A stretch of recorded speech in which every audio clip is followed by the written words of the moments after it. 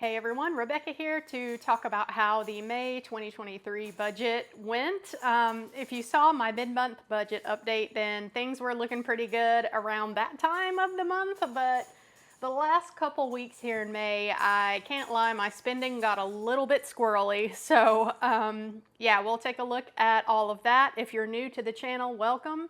My name's Rebecca. I am on YouTube to show my journey to reach financial independence and retire early. So every month I show you guys where my money goes. So with all that said, let's hop in and take a look at the May 2023 budget review.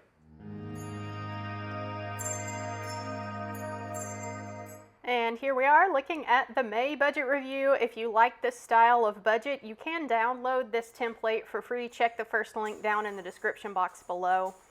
But starting at the top, like we always do with my net income for the month, y'all can see I do have my individual paychecks blacked out for privacy, but I do show the totals at the bottom. There was a larger amount of carryover this month from the April budget because I was expecting to have to send another $500 to the immigration attorney. If you are new here, then you may not know that my husband is Swedish and we thought we were going to be able to immigrate him to the United States, but it is turning out that that is not going to be the best financial option for us. So long story short, we are not going to be paying the immigration attorney. I am just going to continue the fire grind until I reach financial independence, and then the plan is for me to immigrate to Sweden. So all that being said, I usually do not have this much money rolling over from month to month, but I did this month and I ended up not needing that $500 for the immigration attorney. So we'll see where that money went down in my spending section below.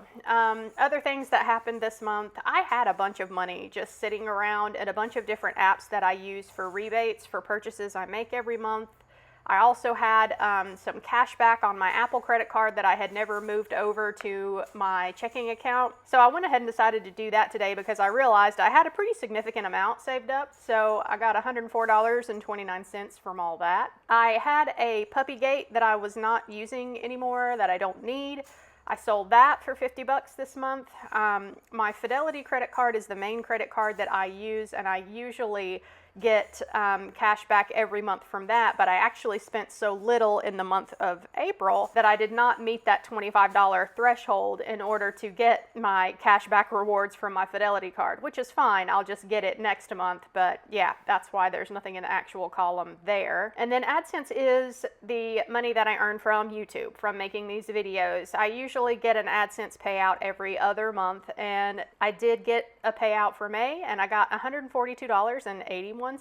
So the total expected for the month was about $5,500, and I actually brought in almost $5,700. So pretty good income for this month. Moving down into the bills and spending section, this is where things get squirrely, especially if you saw that mid-month budget update, but we'll just start at the top here. My mortgage payment here is $840 every month. I live in North Carolina. It is a pretty low cost of living here, but I also purposefully bought this house. It's a very small, modest house, and I wanted to keep my expenses low, and I bought, thankfully, when home mortgage rates were also low. So all of that has worked to my benefit. Made my $840 payment as usual. This amount out to the side here is what I owed at the start of the month, and in column F over here, this is the amount of principal that I paid off from the mortgage payment that I made this month. So I still owe just a little bit over $128,000 for the house. This principal amount I include in my savings rate for the month. I used to count the entire mortgage payment, but I feel like that was just artificially inflating my savings rate a bit much. So I decided to start just counting the principal payoff amount towards my savings rate. So utilities for the month, I budgeted $130, came in at $107.76. Internet was right on target, $65.25. Gas for my car, I budget $125 every month. If I really don't do any extra driving, traveling around, doing things, I can usually stay well below this $125. So I came in for May at $77.28. My food and household budget includes everything that I pick up from the grocery store whenever I do my grocery shopping every week. So this could be anything for me, anything for my pets. I have a cat and a dog, and anything for the house in general, like cleaning supplies, paper towels, etc. I budget $600 every month for this, and I came in at $520.05 for the month of May. Yay for that. Personal spending for the month, yeah, this is where I went a little bit over. I budget $125. My goal for my low spend year of 2023 is to spend less than $2,000 for the entire year on personal spending. So I did a no spend in the month of April. I didn't spend anything for personal spending, but for May, I did buy some things, obviously.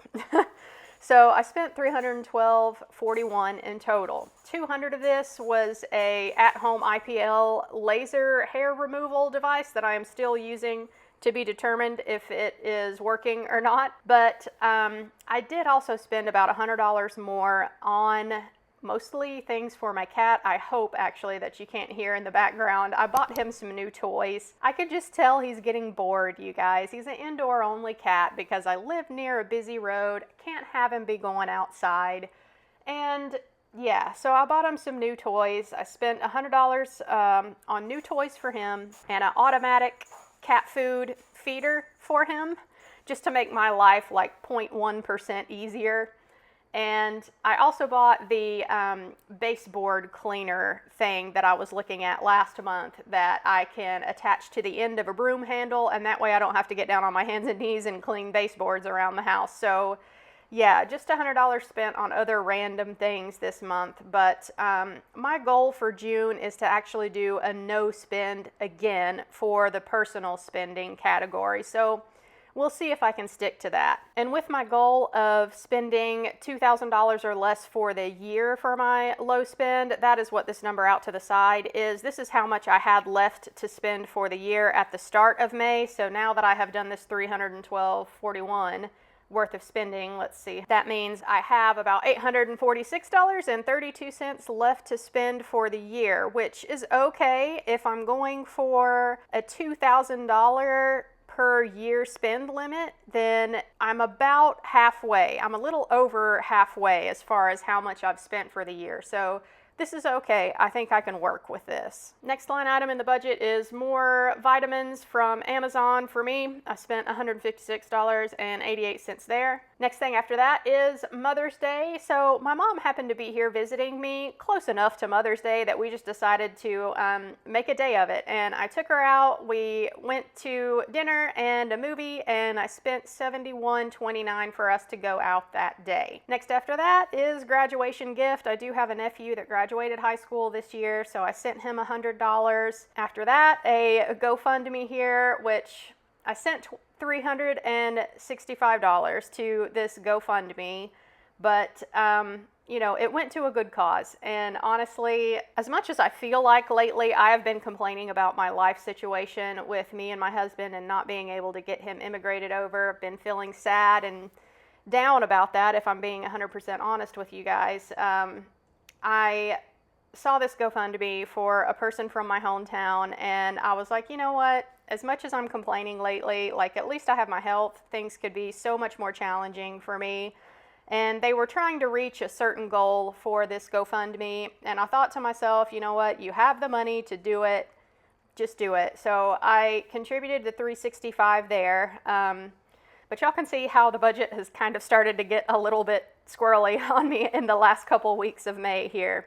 I mean, all of these little bits of money here and there add up. The extra $100 of personal spending, $100 to my nephew, $365 to this GoFundMe, and then the biggest ticket item this month is the next line item here. I kind of figured, since I probably blew my goal of getting to a 50% savings rate already with all of this spending that I had done for the month, I thought to myself, let me go ahead and get my plane ticket for my trip to Sweden in August. Obviously, I have been tracking flight prices over there, and I was hoping to get a better deal than $1,162.65 for the plane ticket, but for the last few months here, prices have done nothing but go up. And I should have known that they would do that because, you know, it's summertime and that's when tickets are more expensive to go to Sweden. So yeah, rather than just keep watching the prices go up, with all the spending I had already done for the month, I figured, why not let me just go ahead and get my plane ticket to Sweden. And then I also kept in mind too that this last line item here, this immigration attorney, I was going to send $500 to him this month, but we ended up not needing to do that. So saved a little bit of money there at least, but yeah, I still did not reach that 50% savings rate. Spoiler alert. So anyway, I'll show you guys that in a second. The next section here is the debt section. I only have one non-mortgage debt. That is my car payment.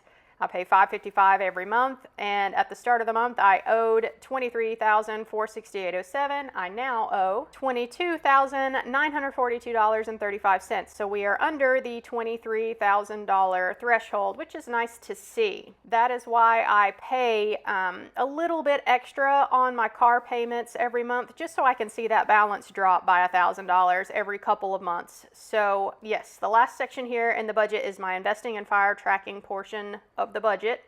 I only show my specific numbers here and how much I'm investing to each of my investing accounts to the channel members, but I do still share publicly on the channel my savings rate for the month and my percentage progress towards my fire number with you guys. So why do I have it blacked out? Because I have to preface this before I uncover my percentage progress towards my fire goal this month. First of all, wanted to say that barring any months where I am traveling to Sweden, or at the beginning of the year, I owed my mom some money and I was working on paying her off. So during the first quarter of 2023, I was paying my mom back. So I was not holding myself accountable to a 50% savings rate during those months. I do not hold myself to a 50% savings rate whenever I'm traveling to Sweden either. But this is a month where I should have hit a 50% savings rate and I did not. Now, 38, almost 39% is not bad for a savings rate for the month. And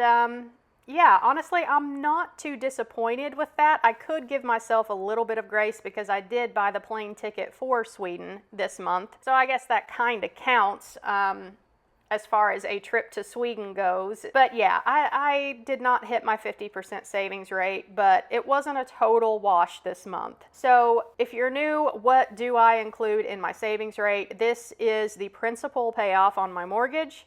This includes all of the post-tax investing that I do, as well as the pre-tax investing that I do. So since I'm counting my work contributions into this number, that's my pre-tax investing, I do count the amount that goes towards investing pre-tax as income for this calculation. Now, I know up above in the budget, I only show my net income for the month, but when I make this savings rate calculation, I am counting my pre-tax investing as income when I do this calculation, just so y'all know. Anyway, moving to the Am I Fi Yet goal. So given the situation with my husband, if you haven't seen my latest videos, go back most recently on the channel. I put out a few videos this month talking about this situation with us, but to put it in a nutshell for you guys, if you're just here for my budget reviews every month, since my husband can't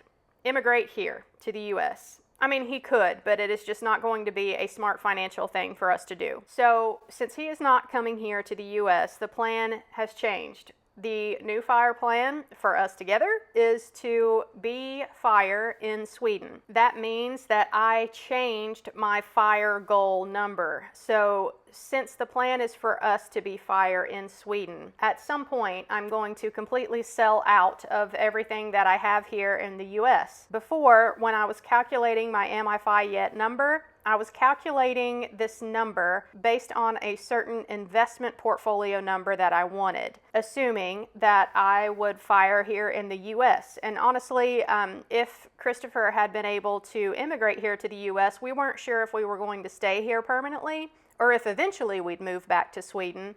So until we knew for sure that we were going to go back to Sweden, I just left this as a percentage progress towards a certain investment portfolio number, because I may or may not have also kept this mortgage into my early retirement. So yeah, this number used to be based off an investment portfolio number that I wanted to attain. Now, since I am planning on selling out of the US completely and moving to Sweden to be FIRE, that means that I have changed my FIRE goal number, and I am now aiming to reach a certain net worth number, because at some point I will now sell this house and take those capital gains, add it to the portfolio, and move to Sweden and live happily ever after. So since that is now the plan, and it's a big difference from the plan that I had in place last month, I have adjusted my FIRE number down. This net worth that I am aiming for is not as high as the portfolio value that I wanted before. So that means that I am now a lot farther along on the path to my financial independence than I was even last month. So if you guys have been with me for a while on the channel and you watched the April budget review, I think my progress towards my FIRE number at the end of April was somewhere around 17-18%, something like that. Well, now I am almost 40% to the way to this new net worth number that I have in mind. So if you are a member of the channel of the FIRE fam level, I will go into more detail about the new net worth number that I'm aiming for when I show you guys all the investment numbers from this month. So check the membership section for that and we'll discuss. But yeah, I basically doubled my progress here to my financial independence net worth number that I'm reaching for. So it's honestly changing my investment strategy as well, just slightly. So yeah, we'll discuss all of that. I'm going to film a portfolio review for the channel members as well. And I have also gotten back into selling options. So if any of you are interested in hearing about the options trades that I'm doing, let me know in the comment section down below. I am not sure how many of you who are channel members are actually into options or not. So if there aren't a lot of people who are channel members who are interested in options trading, then I may just share my options trades that I make monthly publicly on the channel. If you would like to see that, let me know in the comment section down below. And I'll discuss the new strategy that I'm going with my portfolio with you guys. So yeah, that is where I'm at as far as my financial independence progress goes. I am almost 40% of the way there, which is crazy. That's a big shove forward, which I'm happy about. And maybe now this is why you guys can understand in the previous videos where I talked about the situation between me and my husband and him not coming here to the US. This is a big reason why. Yes, it sucks to be separated, but the fastest way for us to not only have the most time together that we can have, but the best quality of time together that we can have, that's why our strategy is what it is. I am going to be able to get to financial independence the fastest if I just stay here and keep grinding it out at the job that I have. Christopher, my husband, is already financially independent, and it would be a big financial hit to him if he did come to the US. It just makes more sense for us to live apart for now and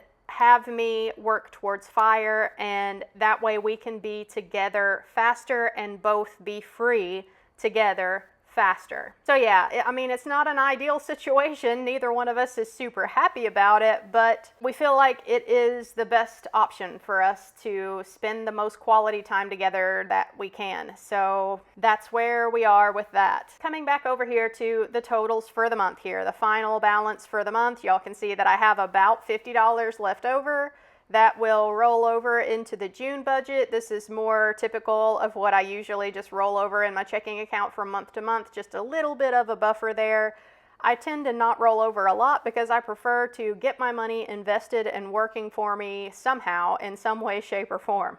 So yeah, that wraps it up for the budget review for May 2023. Again, if you missed the earlier videos talking more in depth about our situation between me and my husband, My husband also made a video about it that I linked to. So yeah, check those out if you would like to hear more about that. Otherwise, I appreciate you guys watching to the end if you've made it this far, and I'll catch y'all in my next video. Bye guys.